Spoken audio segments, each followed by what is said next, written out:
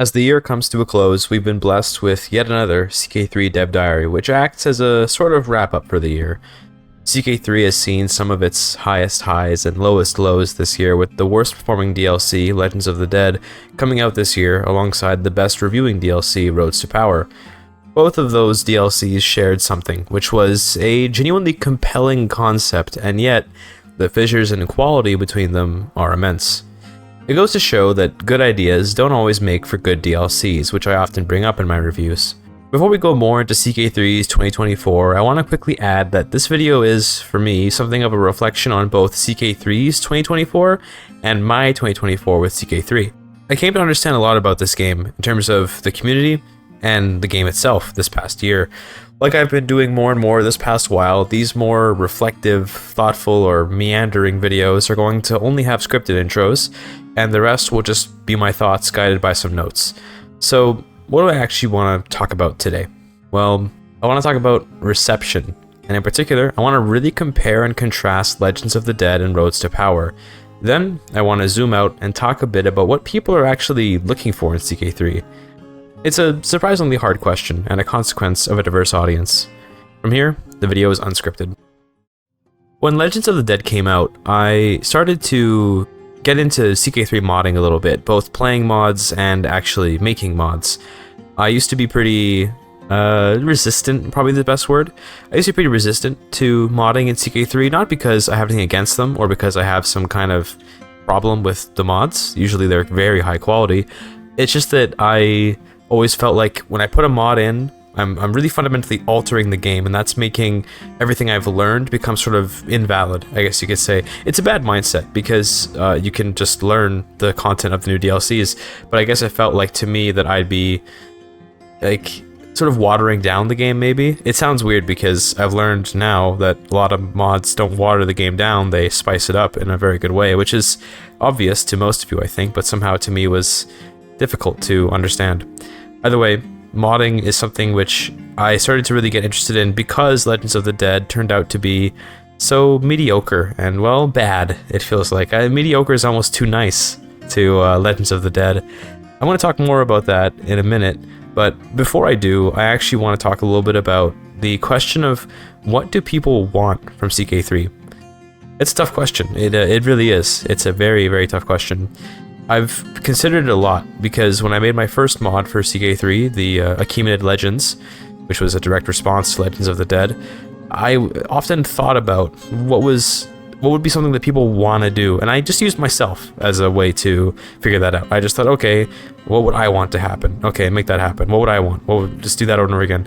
But I realized that, of course, and I already knew this, but I'm not the only player of the game. It sounds obvious, but what I mean is that there's interests in the game that aren't just my own. I consider myself to have a pretty diverse set of interests in the game. I like to do really meta builds, like doing speedruns. I like to be challenged, give myself some challenges here and there. I like to roleplay. I like to engage in flavor. There's a lot of different things I like to do in this game.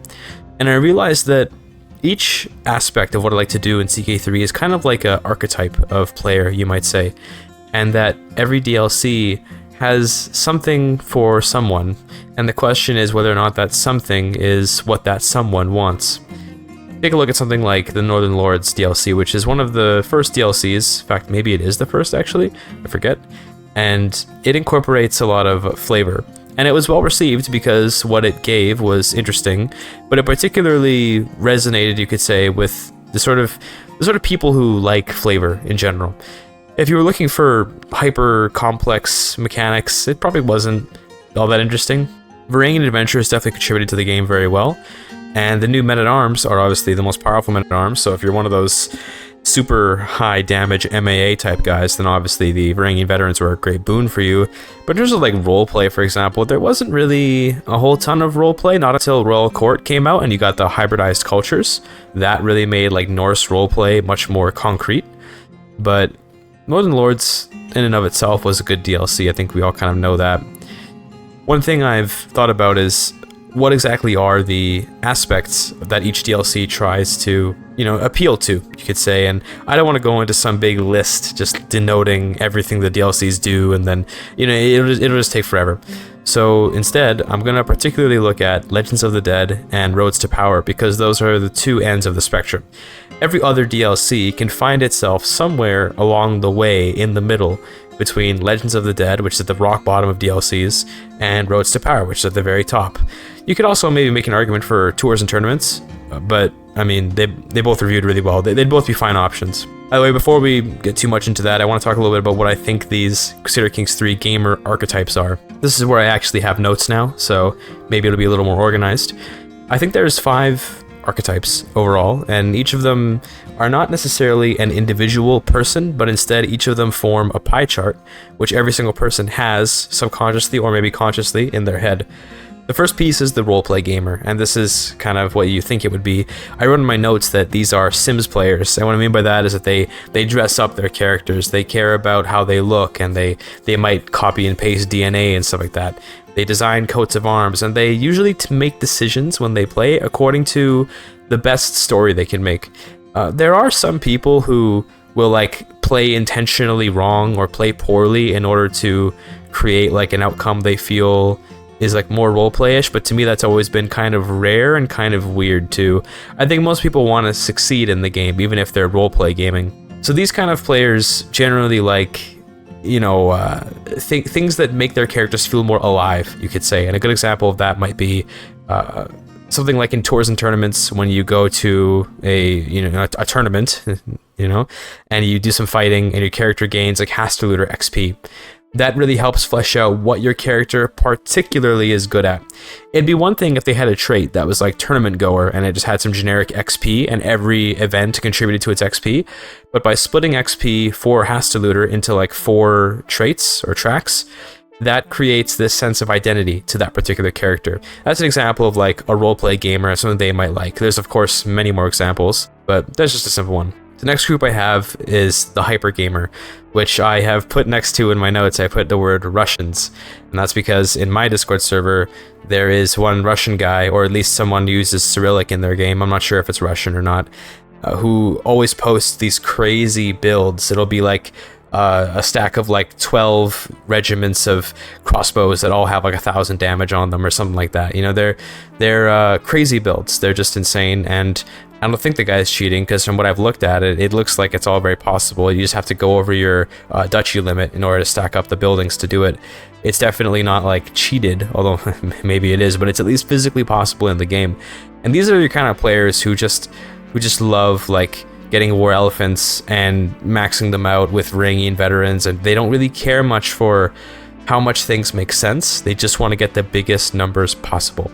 I also put in speedrunners into this aspect because I gotta pay an homage to my origins, right? I mean, speedrunners are definitely hyper gamers. We do anything to get pretty much whatever we need done, right? The next one I put up is the balanced gamer, and this I thought of as the archetype for people who play multiplayer, but it doesn't just apply to people who play multiplayer. It applies to anyone who wants like a fair challenge out of CK3. This to me is one of the harder types of CK3 gamers to be, because CK3 is a very unbalanced game, and it can at times be not very difficult.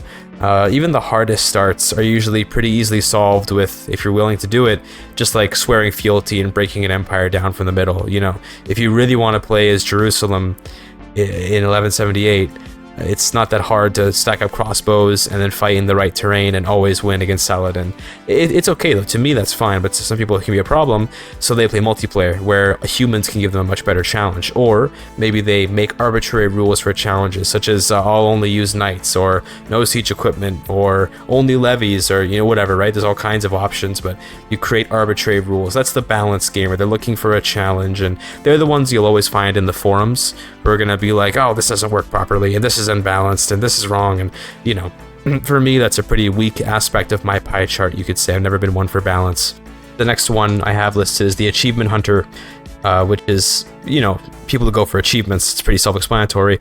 There are some people who I think care a lot about achievements in terms of they look at a DLC and they say, okay, what are the achievements like? Let me go get all those and then I'll be done with this DLC. If the achievements are lackluster, the DLC is lackluster.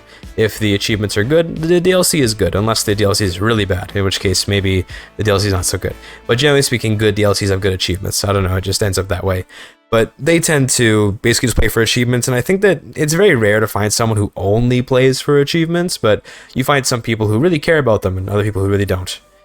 The last one I have listed is the historical gamer, and this isn't just necessarily about historicity or history in general, it's about flavor. Historical gamers want their CK3 game to be reasonable, in the sense that they want things that happen to have a basis in some kind of reality. It doesn't have to be like this history. It can be a history based on the history of the game. So for example, if you had like, in real life, the Crusaders that took over Jerusalem were mostly French speaking, which is why you have the Outre-mer culture, which is like French for overseas.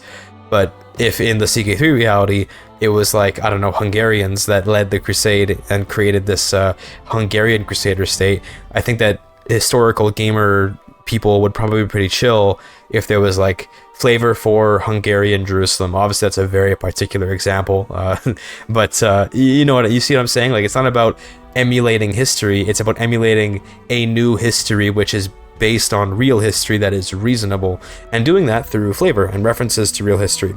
I think it's the kind of people who care a lot about like representation for minute things or culture traditions and stuff like that, which I think are also very important. I wrote in my notes that OPB, or One Proud Bavarian, is an example of the historical gamer, because I think he cares a lot about flavor compared to some other people, compared to me even. I care about history, but I've always been more of a mechanics guy than a history guy. Those are the 5 archetypes. And like I said before, no one is a monolith. No one is just one of these. Everyone is some combination of these. Some people have almost none of certain aspects. Some people have almost full on other aspects. Just depends on how you play.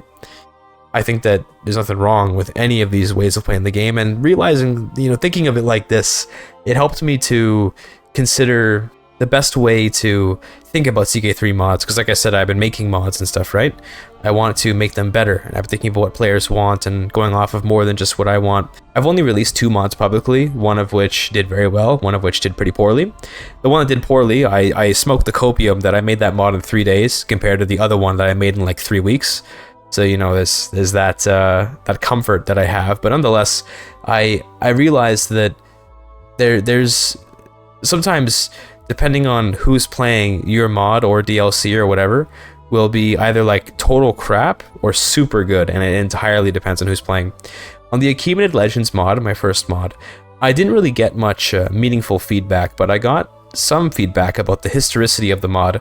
Particularly, some people were talking about how the Achaemenids, like this family, this Persian dynasty, their like knowledge of their existence kind of was lost in the Dark Ages and only resurfaced much later with like historians, centuries after the medieval period. Like, I don't know the exact research, I don't really care for it either. Like I said, I'm not much of a history gamer, but it was interesting to see that for some people that mattered, that the legends that I made were, in a way, nonsensical, because people wouldn't be aware of the Achaemenids at this time. Now, obviously, it's very easily hand-waved as like, well, in this mod, we say that your character uncovered some old tome.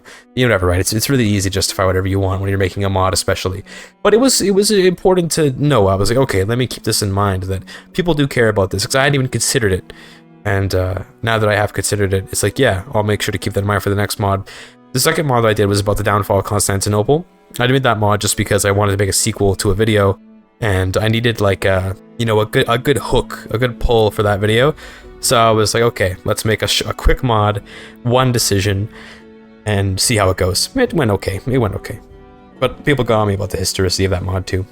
By the way, before I meander more, where are we going with this? Where we're going is that once you have an understanding of what people are looking for in CK3, you can have a much better understanding of how to appeal to what they're looking for. And that's where I want to talk about the DLCs now.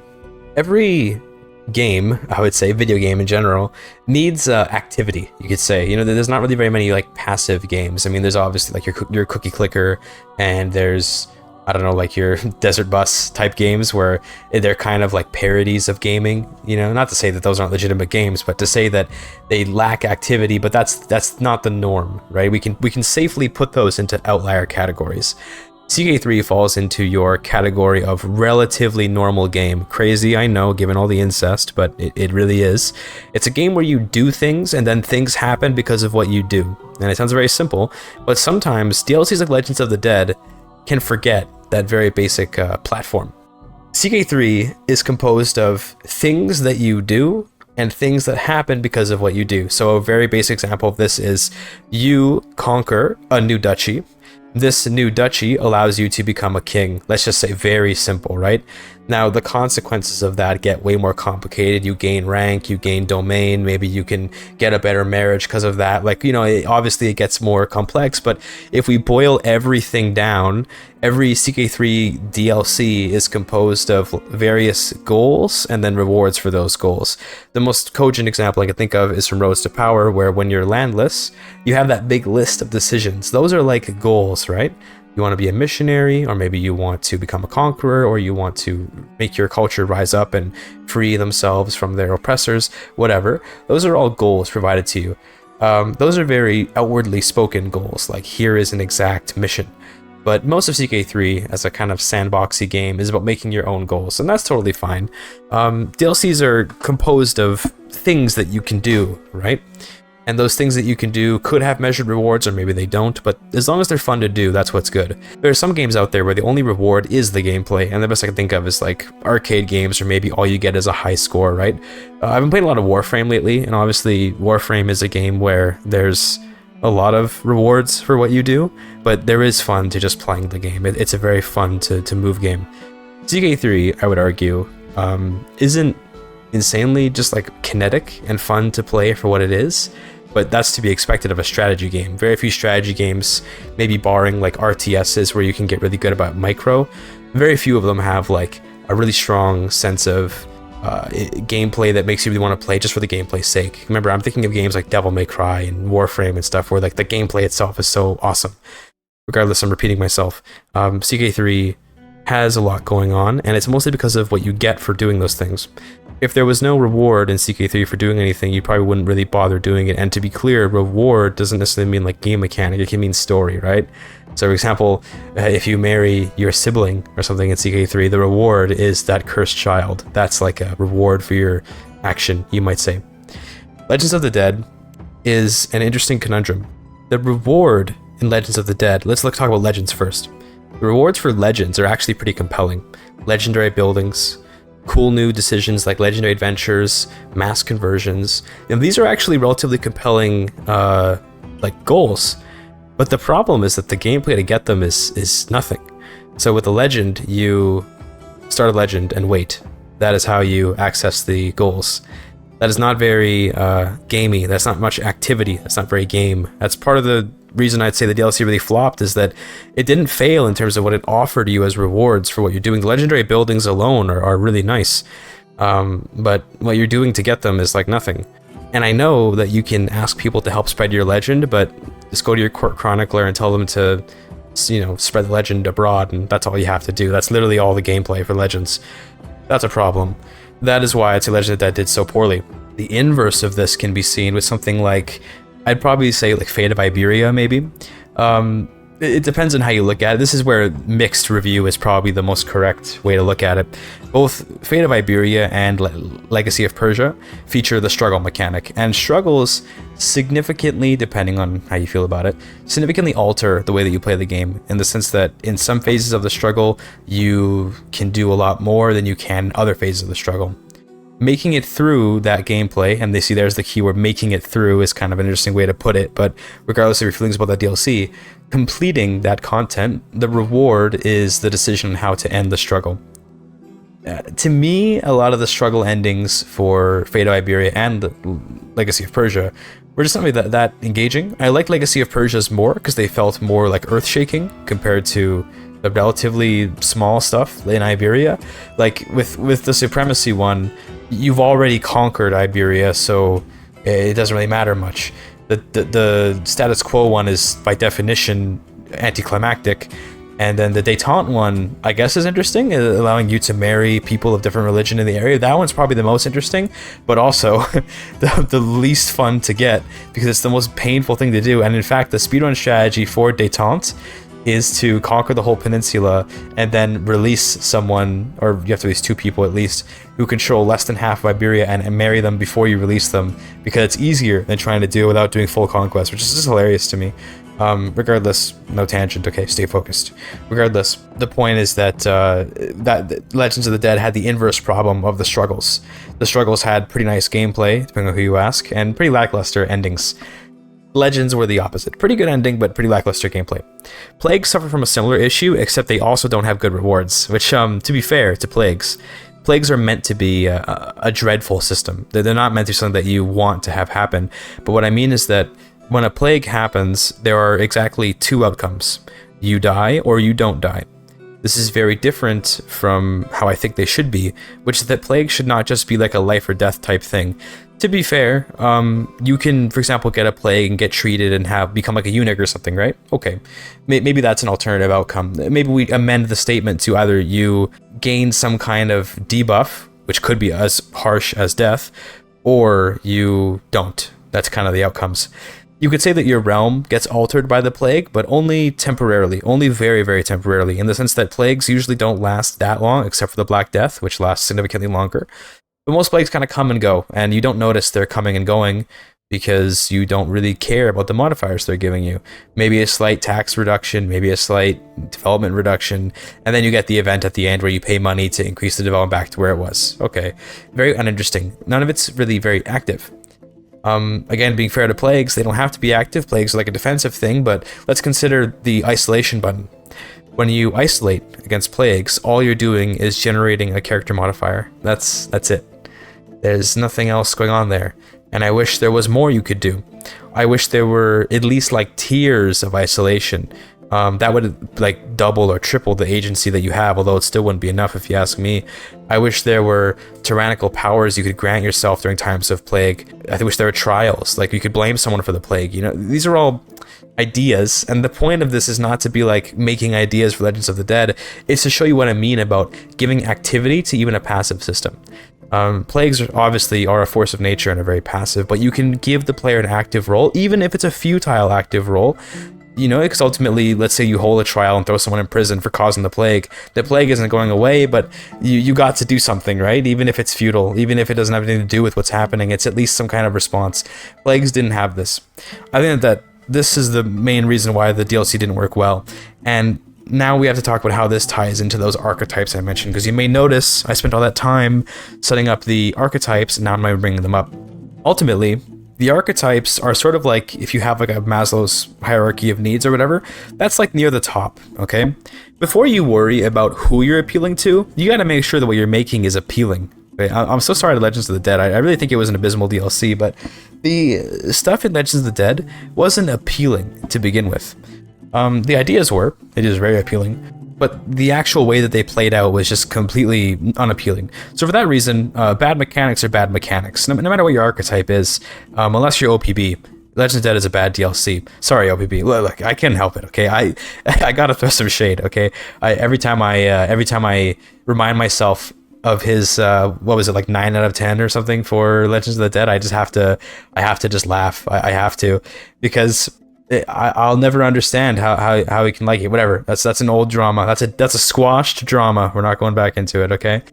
Legends of the Dead is universally disliked. If we look at the Steam review scores, I'll put it up on screen. It's somewhere in the 30%, I want to say. That's bad. That's real bad. Although it does mean that I guess 1/3 of people liked it. The thing is that I think a lot of people cope. You know, I'm so sorry. I hate to say it, but a lot of people cope, and I'm coping too. We're all coping. Nobody stops coping, but a lot of people cope. Regardless, let's talk about a good DLC now. Roads to Power. What does it do that is so much better? What does it do that appeals to so many different gamers? Well, talking about landless stuff first, there's just a lot of activity going on, and I know people talk about the contract being repetitive. You're correct.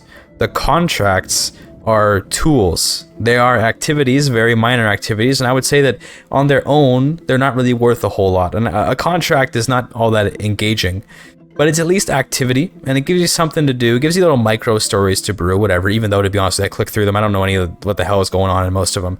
But they give you a sense of like gameplay. the sense of deciding what contracts to take, deciding where to go for contracts, and deciding when to take contracts, and deciding if you even should be taking them, and deciding what skills you want to invest in order to look for the right contracts. That's like a gameplay thing. It's pretty mechanical. There's not a lot of flavor to it. Very, very, very, very mechanical system. That's fine. What they get so damn well done in Roads to Power is those goals, those rewards. It feels like when you're landless, you can definitely come up with your own goals, whether that be like, I'm going to reclaim my throne, or I'm going to establish a new kingdom somewhere else, or I'm going to, I don't know, like adopt someone into my family and play as them. Whatever you're going to do, you have those personal goals that you may wish to pursue, and then you also have the goals the game provides you, like becoming a conqueror, which those are end goals in and of themselves, if you ask me, but they can also just be stepping stones to your next goal. And the way that you achieve them is not by just like click a button and now you get it. It's that you have to do very particular things, and the things along the way to getting those decisions are themselves goals for you. So for example, to become a conqueror, I believe you have to get a certain level of fame. I forget if it's level 5 or level 4, but you need a lot of fame. What you do to get that fame is in and of itself an interesting experience, and that's really good. But then once you get the fame, it's not even like that's the end. Now you've completed that arc for the character. You're just beginning a new one. It's really nice when the stories in CK3 are like a yes and rather than a the end. You know what I'm saying? Like when you do something and then you get some more out of it. Becoming a conqueror, becoming a missionary, causing an uprising, doing the Levy the Outcasts one where you get all the bandit troops. These are all things which lead into more stories of their own while also having been a story of their own. And the path to get to them is pretty fun. You can call contracts like overly repetitive if you want. That's totally fair. But the contracts are just a means to gain resources to then prepare yourself for achieving whatever your goal is. I mentioned this in my review, and I believe it holds very true. You have to make things happen as an adventurer. If you sit down as an adventurer and try to just like play contracts and then that's all you do, you're gonna be bored. It's very true. Because like anyone who's wandering and has nothing, they don't have any force pushing them towards something greater. So if you're just like, okay, I want to go landless and I'm going to see what happens, and then nothing happens, what did you expect? You have no responsibilities, right? You have nothing going on, so nothing will happen unless you make it happen. It's just like any, I'm going to dig at my own age demographic here, but any 20-year-old just out of university who feels like they're bored, it's like, well, go make something of your, go do something, right? You have things to do. Although probably they're drowning in student debts. They're probably not that bored. Regardless, that to me is what makes Roads to Power so much better. Anyway, to avoid repeating myself too much more, what 2024 has taught me about CK3 is this relationship of like actions to outcomes, and how like that's your base of your design for the game. This is probably going to sound so obvious, but it's different when you really internalize it and begin to understand it, and can just like cite examples and break them down and boil them into their basics, right? Everything is an action, and those actions have to reward something, and if the actions and the rewards are both good, then you can begin thinking about how to tune them to appeal to particular gamers. So again, looking at Roads to Power, like a lot of it, I would say, appeals to your role players and your hyper gamers. To look back at my 5 archetypes there isn't a whole lot of local flavor going on for Roads to Power, which maybe is why OPB didn't like it, to be fair, because OPB, I believe, thought it would be like a mid DLC. I don't think he said it was bad. I think he said that it would be like mid, and I think there were a couple people who had some critiques for it. I had some critiques for it too, although I did give it a 10 out of 10, but that doesn't mean perfect. It just means really, really, really good. It definitely didn't bring a lot of flavor to the game, except for the Byzantine stuff, but that's a different aspect of that DLC, which I guess should be included, but I don't know why I'm thinking of the landless stuff. Not a lot of flavor, not a lot of balance. The balance is obviously totally whack. I mean, even now, after all the patches, landless adventurers are capable of punching way above their weight, and Byzantine Empire, the administrative government stuff is insane. But the hyper gamers do love it, man. The hyper gamers are hype, you could say, because you can do all kinds of crazy stuff with it. The roleplay gamers, of course, love it. I mean, it's all good stuff for those people. Achievement wise, I don't know if any achievements were really that interesting for the new DLC, but It is what it is. You know, I didn't even talk about Wandering Nobles here, but Wandering Nobles was actually pretty good too. Again, that action and reward thing. Wandering Nobles definitely gives you like actions and rewards in the sense of the inspections and the monument expeditions and even the hiking. They're all things that you choose to do, which develop either your game through like inspections giving you control, or they develop your character with stats to the Monument Expedition, or they just create cool stories, right? Like you do your inspection, something cool happens, you get some cool modifier, or you get some money and you use that money to build something, or you go on a hike. And I loved the hike, even though it was probably the least important mechanically. And probably actually the best counterexample to that Maslow's hierarchy of needs that I mentioned, where like you have to have a good mechanic first. The hike is kind of like a waste of your time and money when you do it, unless you're hyper stressed. But you know, it's usually when you're stressed, you have other ways of dealing with it. But regardless, unless you're super stressed, most hikes aren't worth it. And yet somehow the ability to like pick one person and just develop your relationship with them on the hike, totally a valuable experience, even though it does like nothing else. I guess you can get Mystic XP, but it's not super common. It's pretty rare to get that Mystic XP. Regardless, definitely an interesting DLC. I think I learned a lot from 2024. I learned a lot about the community. I learned a lot about the game. This video, I know I said it was kind of about CK3's 2024 and about my 2024 with CK3, but it's kind of more about the second one, more so than the first one.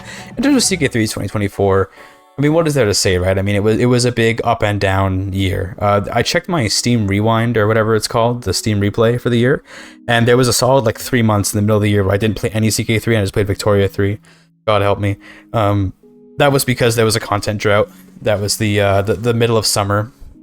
You know, when the Swedes go on vacation and they get like 9 months of vacation a year, so they go on a lot of vacations. You don't get a lot of content for these kind of games, but I hope one day they open an American studio so they can work their asses to death. You know what I'm saying, man? Give me like 10 DLCs a year. I'm joking. I like I like that they take care of their people over there. But regardless, there was definitely a content drought, and it was interesting because I know some people filled that content drought with other stuff, whether it's other Paradox games or just whole other games. I mean, Hooded Horse made a big thing. They got Manor Lords going. People love Manor Lords. I didn't like Manor Lords that much. I thought it was okay. To be clear, I thought it was a good game. It was a very good game. It just wasn't for me, is all that I mean by that. It was definitely a quality game, though, deserving of its success. I just got bored of it real fast. It didn't feel complicated enough, which I know is funny because it's pretty complicated, but you know, I'm just I'm like that. You know, what can I say? Beyond that, I mean, I don't know. CK3 2024 was something. It's over now though. 2025 is coming, and I'm excited. I'm very excited. I'm looking forward to whatever they have in planning. I'm hoping for development of the steps, because people often ask me, what do you want? What do you want for the next DLC? Okay, I want development for the steps. I want development for India maybe. I don't really. People always talk about like trade and stuff. You know, I don't think this is not the kind of game for trade. If it were there, I would welcome it. I'm not saying I'm anti-trade. It's more that there are bigger priorities right now. Like the steppe peoples and the like tribal peoples of Scandinavia having the same representation in game is stupid. To be frank, like the way of life is just completely different. Obviously CK2 had the like clan system. Is that what they called it? Clans? I forgot what they called the tribal system, the nomad system for hordes. Maybe it was called hordes. That makes sense. And that was a good system. I like that one. I'd like something different though. I don't really want to just see rehashing of CK2's DLCs, and thankfully we have not been getting that. So I'm glad to see that. I'd also like, I don't know, maybe like I've talked about this many times on like my stream, but some way to make titles matter more. And what I always mean by that is like you have a couple realm laws, like you have your crown authority, and then they added a sort of system like this for the Byzantine Empire and administrative stuff in general, is the ability to change who can declare war and this kind of thing. I would like it if you really just completely rip the culture tradition system and attach it to titles. So it'd be like you have, let's say, the Kingdom of France. Every de jure title below the Kingdom of France is affected by whatever traditions, we'll call them laws, I guess, whatever laws are on the Kingdom of France. Something like, you know, I don't know what you'd call it, but some law that reduces vassal taxes but increases development in the counties. You know, I don't know. It's all very wishy-washy, and one day I might actually try to develop it if it doesn't seem like Paradox will ever get around to it. But I would love to see the titles matter more. It feels a lot like we've given culture a lot of purpose. Religion already had a lot of purpose because of the faith overhauls, which was nice. And then we need like titles now, right? Like that's the next step, at least for me. Speaking of step though, the hordes, they need a rework. They really need something. They need some kind of flavor. People talk about adding like China to the map and stuff. Like, just get out of here, man. We gotta develop the rest of the map first before we add more to the map. Okay, right now, so long as the tribal government exists, in the sense that places in Scandinavia, Russia, Africa, and the steppes somehow exist at the same plane of mechanics, while that's still there, we should not be adding anything to the map, okay? Because we desperately need the rest of the map to be fleshed out. And even before adding China stuff, even if we get those government reworks, I'd still want to see like more decisions and more culture traditions and a lot more fleshing out of the current map. Like India, maybe you could keep India feudal. I think that would be okay to just leave that as feudal. Maybe just add more mechanics to Hinduism or Jainism or Buddhism or whatever. But you gotta change up the steps. You gotta change that up. Anyway, that's 2024. I know I didn't talk much about the actual game. I talked more about my little pet theory about design and stuff, but I'm looking forward to 2025. I have currently a good outlook on CK3's future. It seems like it's being handled by people who have passion for the game, people who can learn from their mistakes. Like after seeing Legends of the Dead and how poorly it performed, they decided to sit their asses down and make Roads to Power, which was so much better, just so much significantly better. I'm hoping that they can sit down and study the success of that DLC and come to similar conclusions that I have. Not the same ones. I'm not a game developer, okay? So they're probably smarter than I am, but similar like revelations. Similar ways of analyzing and breaking down their own work to find what's wrong and what's right and put that into practice.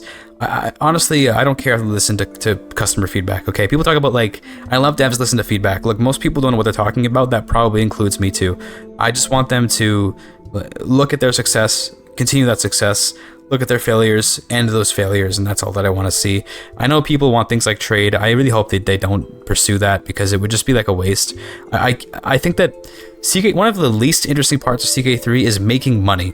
Okay, I'm gonna be real with you. When you're playing CK3, how many people have clamored for new ways to make money? All right, unless you want to create new ways to spend money alongside new ways to make money, I don't think it's particularly a good idea. I would see it as bloat to something like trade. That's my thoughts on trade. Okay, I know people are asking for it.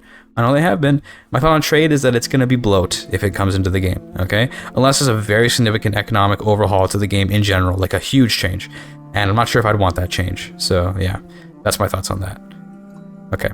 Anyway, that's the video. Leave your questions and comments in the comments. And thank you for your time.